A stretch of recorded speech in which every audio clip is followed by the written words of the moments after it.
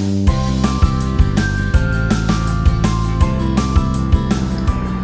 semuanya, masih bersama saya Nita.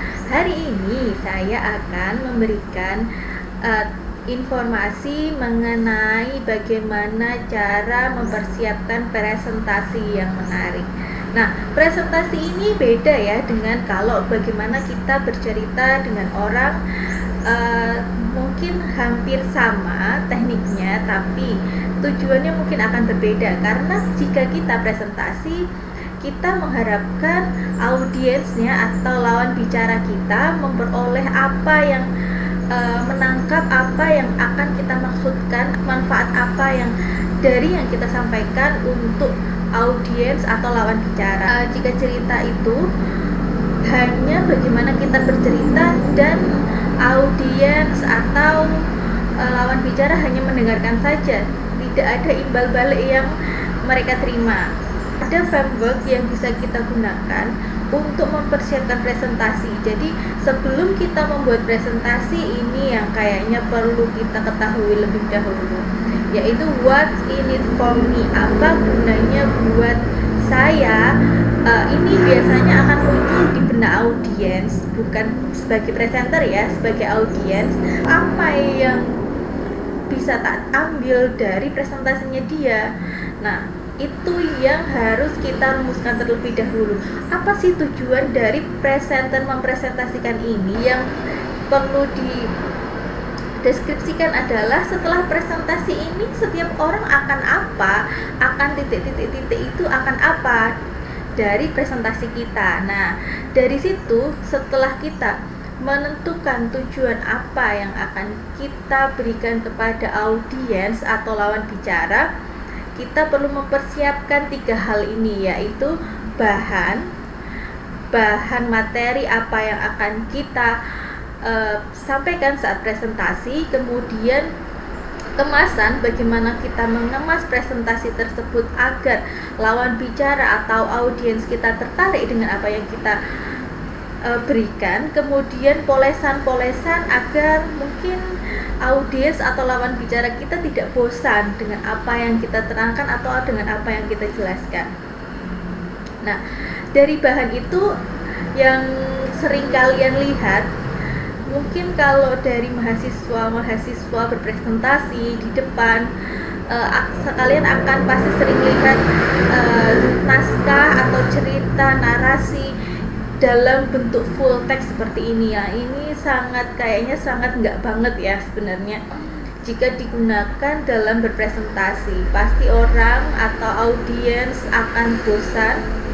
Sebaiknya kalian bisa menggunakan gambar-gambar icon seperti ini sehingga audiens atau lawan bicara atau yang kita presentasikan itu paham apa sih inti dari apa yang kita ceritakan, dan mereka biasanya itu visual akan lebih tertangkap oleh otak daripada lisan atau tulisan yang kecil-kecil. Contohnya lagi, seperti list-list seperti ini sepertinya kurang begitu bagus. Mungkin lebih baiknya adalah visualisasi seperti ini. Jadi daftar alat komputer, alat input yang digunakan, daftar alat input komputer adalah yang pertama keyboard, ada mouse, ada scanner, dan audiens pasti akan cepat menangkap hal-hal seperti ini yang diwakili oleh gambar-gambar. Nah, contohnya nih, Steve Jobs dalam mempresentasikan produknya dia juga menggunakan gambar-gambar atau icon-icon seperti ini. Nah, ada lagi ini visualisasi dalam ada drama Korea, kalian pasti sudah nonton belum ya? Drama Korea Startup ini ada salah satu sesi di mana Sodalmi, di mana mereka berkompetisi untuk agar bisa usahanya mereka didanai atau lolos dalam suatu program. Dan di sini si kelompok ini juga menggunakan icon-icon yang menarik. Di sini ada keterangan grafik seperti ini. Lah, lebih baiknya jika angka-angka atau narasi tersebut bisa diubah seperti ini agar lebih mudah cepat dipahami oleh audiens. Nah, kita juga bisa memasukkan kutipan-kutipan seperti ini, seperti kutipan-kutipan yang dipleset-plesetkan. Jadi less is better adalah dimana setiap slide itu menerangkan sedikit sekali materi. Itu lebih baik daripada dalam satu slide sangat banyak materi, mungkin audiens juga tidak begitu tertarik, akan sangat rumit. Seperti ini contohnya Microsoft, dia menerangkan software terbarunya seperti ini dan kurang terlihat jelas poin-poin di mana saja keunggulan materinya. Bagaimana kita mempresentasikan materi kita dalam 30 menit atau dalam 4 menit atau mungkin dalam 11 detik.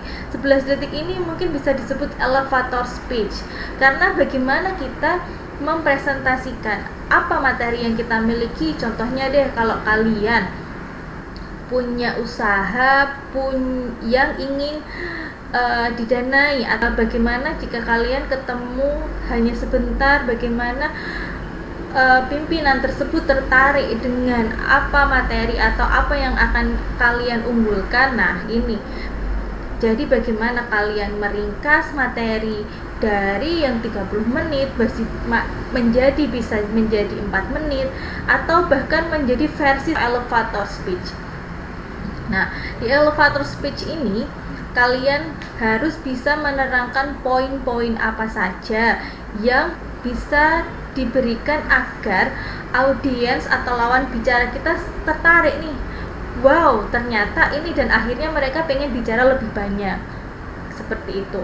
Jadi memang hal ini perlu dilatih, dari bagaimana kita menyampaikan dalam waktu 30 menit hingga bisa terpangkas menjadi 4 menit dan menjadi 11 detik yang sangat menarik. Itu perlu adanya latihan.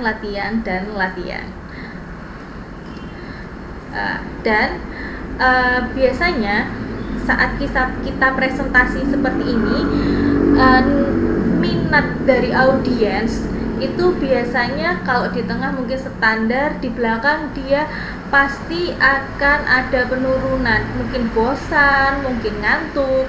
Jadi kita bisa di tengah-tengah memberikan cerita atau menyelipkan lelucon atau ice breaking agar menarik minat dan perhatian mereka untuk mendengarkan presentasi kita. Bagaimana membuat presentasi itu menjadi menarik? Yang penting kita harus melakukannya dengan percaya diri, berusaha dengan sebaik mungkin dengan mempersiapkan materi-materi yang ada di dalam ini drama startup ini. Kita bisa ambil nih bahwa Soldalny tidak membiarkan audiensnya memandang rendah dirinya, dan dia mau berusaha sebaik mungkin agar bisa mempresentasikan produknya dengan baik. Nah, percaya diri itu bisa terlihat dari bahasa tubuh, kontak mata kita dengan audiens, dan kelancaran dalam bertutur kata.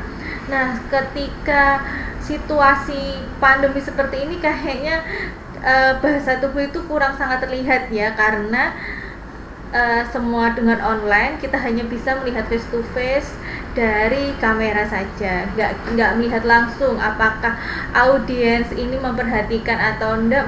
Ya, terlihat hanya seperti satu arah saja. Tapi kita bisa belajar jika kita besok perkuliahan sudah mulai offline, kita bisa melatih ini lagi. Nah, ada speech filler. Speech filler itu kata-kata yang sering kita ucapkan tapi itu sebenarnya nggak penting, nggak perlu. Ya mungkin saya juga masih banyak pakai kadang keluar speech filler. Nah, speech filler itu diantaranya jadi kebetulan mungkin semakin banyak kita berlatih akan semakin mudah ya menghilangkan speech filler ini. Kalau semakin kita berlatih menguasai materi, pasti akan lebih mudah lagi dalam kita menyampaikan materi. Nah, latihan dan simulasi itu sangat penting ya. Latihan dan simulasi itu sangat penting, dan memperoleh masukan dari mentor. Nah, ini dia nih, memperoleh masukan dari mentor atau teman atau dosen. Kita juga harus terbuka dengan masukan yang ada. Jadi kita bisa memperbaiki lagi dan memperbaiki lagi presentasi yang akan kita sampaikan. Nah, demikian kita bisa langsung mempresentasikan dengan percaya diri jika kita sudah mempersiapkan materi dan sudah berlatih dengan baik. Terima kasih. Hari ini sampai sekian. Assalamualaikum warahmatullahi wabarakatuh.